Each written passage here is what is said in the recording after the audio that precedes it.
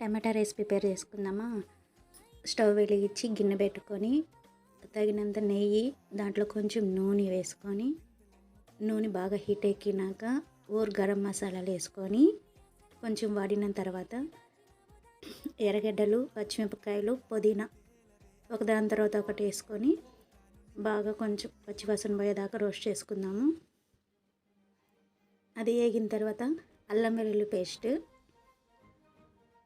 అది వాడినాక ఒక 4-5 టమాటాలు మెత్తగా కచ్చాపిచ్చిగా మిక్సీ పట్టించుకొని ఆ ప్యూరీ కూడా వేసుకొని పచ్చి వాసన పోయేదాకా బాగా వాడ్చుకున్న తర్వాత పసుపు పొడి, ఉప్పు, మనకు ఆల్రెడీ పచ్చిమిరపకాయలు వేసాం కాబట్టి కారం అవసరమైతే కొంచెం కారము, కొంచెం గరం మసాలా వేసుకొని బాగా వేపేసుకొని ఆల్రెడీ కడిగి పెట్టుకున్న బియ్యము, తగినంత ఎసురు వేసుకునేసి ఆ మసాలా ఐటమ్స్లో వేసేసి ఒక దెబ్బ నిమ్మకాయ పిండుకున్నామంటే మసాలాలు తక్కువ ఉన్నా సరిపోతుంది.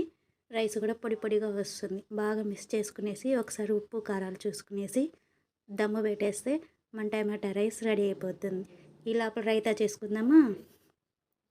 ఒక గిన్నె తీసుకొని ఒక పెద్ద పెరుగు ప్యాకెటు, తగినంత ఎర్రగడ్డలు, కొంచెం క్యారెట్ తురుము, ఉప్పు అన్నీ వేసి గట్టి పెరుగులు అన్నీ వేసి కలిపి పెట్టేసినంటే ఎర్రగడ్డలో నీరు దిగుతుంది కాబట్టి మనకు అదే సరిపోతుంది.